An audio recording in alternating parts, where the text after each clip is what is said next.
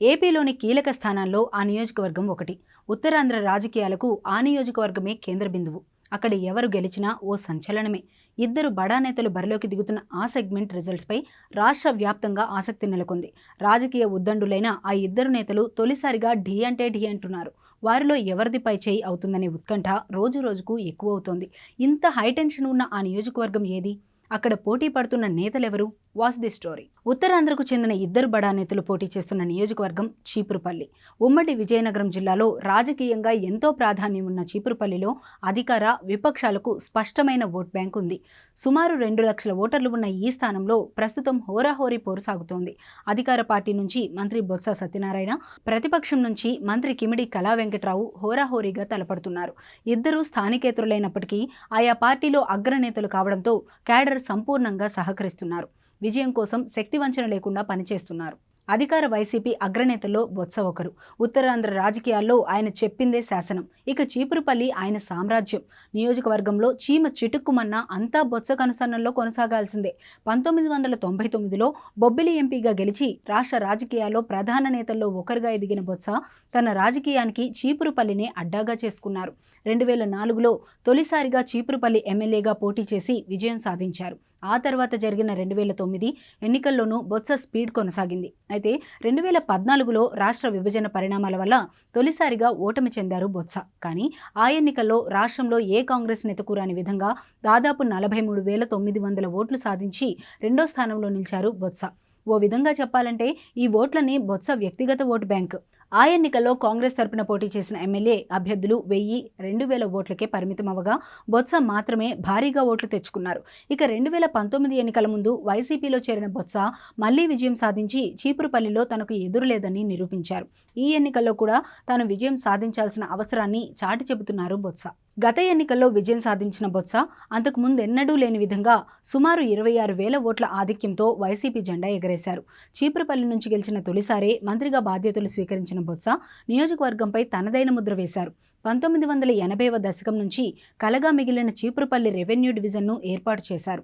అదేవిధంగా నియోజకవర్గంలో ఇంటింటికి మంచినీటి పథకంతో ఇప్పటికీ ప్రజల్లో సుస్థిర స్థానం ఏర్పరచుకున్నారు. అభివృద్ధి సంక్షేమంతో పాటు వ్యక్తిగతంగా అందరికీ అందుబాటులో ఉండేలా నెట్వర్క్ను ఏర్పాటు చేయడంతో ప్రతిపక్షంలో బొత్సను ఢీకొట్టే నేతే లేకుండా పోయారు. దీంతో బొత్స ప్రత్యర్థులుగా పక్క జిల్లా నేతలను తెస్తోంది టీడీపీ. అయితే ఈ ప్రయోగం ఒకసారి ఫలించినా అప్పట్లో వైసీపీ, కాంగ్రెస్ మధ్య ఓట్ల చీలిక వల్లే టీడీపీ విజయం సాధించిందనే విశ్లేషణలు ఉన్నాయి. దీంతో ఈ ఎన్నికల్లో బొత్సను ఢీకొట్టడం టీడీపీకి సాధ్యమా అన్న సందేహాలు వ్యక్తమవుతున్నాయి. రాష్ట్రంలో బలమైన నేతగా ఎదిగిన బొత్సకు చెక్ పెట్టాలని టీడీపీ ఎంతో ప్రయత్నించింది.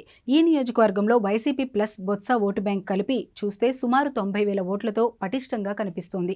ఇదే సమయంలో టీడీపీకి గత 2 ఎన్నికల్లో 62,000 ఓట్లు మాత్రమే వచ్చాయి. అంటే ఈ నియోజకవర్గంలో టీడీపీ బలం కూడా సుస్థిరమే.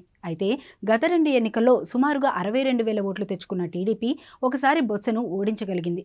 అవే ఓట్లతో రెండోసారి ఓడిపోయింది. అంటే టీడీపీ బలం పెరగకపోయినా 2014లో ఓట్ల చీలికతోనే బొత్స ఓడిపోయారనేది స్పష్టమవుతోంది. ఇది గమనించిన టీడీపీ అధిష్టానం ఈసారి ఓట్ బ్యాంకు పెంచుకునే విషయమై తీవ్ర కసరత్తు చేస్తోంది. పెద్ద ఎత్తున చేరికలను ప్రోత్సహిస్తోంది. బొత్సకు ధీటైన నేతను బరిలోకి దించాలనే ఆలోచనతో నియోజకవర్గ ఇన్ఛార్జి నాగార్జునను తప్పించి సీనియర్ నేత కిమిడి కళా వెంకట్రావును తెరపైకి తెచ్చింది. ఉత్తరాంధ్ర రాజకీయాల్లో కళా వెంకట్రావుది ప్రత్యేక చరిత్ర. 1983 నుండి రాజకీయాల్లో ఉన్న కళ మంత్రిగా, ఎంపీగా సుదీర్ఘ రాజకీయ అనుభవం ఉన్న నేత. ఓ విధంగా చెప్పాలంటే బొత్స కన్నా రాజకీయంగా సీనియర్.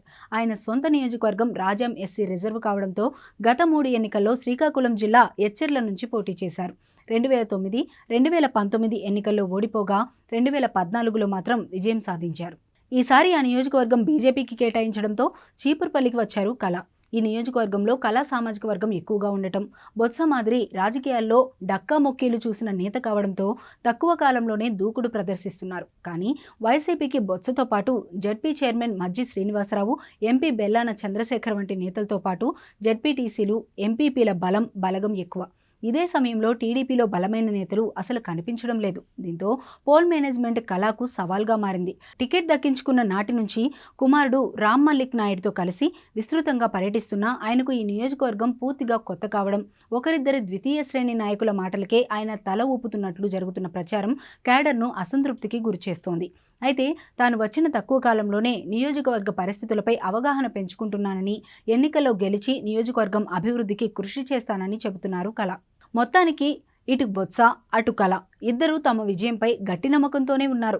3 సార్లు ఎమ్మెల్యేగా నియోజకవర్గంలో అనుబంధం ఏర్పరచుకున్న బొత్స 4వ విజయం నమోదు చేయాలని గట్టిగానే కృషి చేస్తున్నారు. అటు కళ మాత్రం నియోజకవర్గంలో పరిచయ కార్యక్రమాలతో ఇప్పుడిప్పుడే రాజకీయం మొదలుపెట్టారు. సమయం తక్కువగా ఉండటం వల్ల బొత్సకు గట్టి పోటీ ఇవ్వగలరా అనే అనుమానాలే ఎక్కువగా ఉన్నాయి. ఏది ఏమైనా ఈ ఎన్నికలో గెలిచి ప్రతిష్ట పెంచుకోవాలని చూస్తున్నారు కళ. చీపురుపల్లిలో గెలుపు వ్యక్తిగతంగా కళకు ఎంత ముఖ్యమో పార్టీ పరంగా టీడీపీకి అంతే ప్రతిష్టాత్మకం. మరి ఓటర్లు ఏం చేస్తారో, ఎవరికి పట్టం కడతారో చూడాల్సి ఉంది.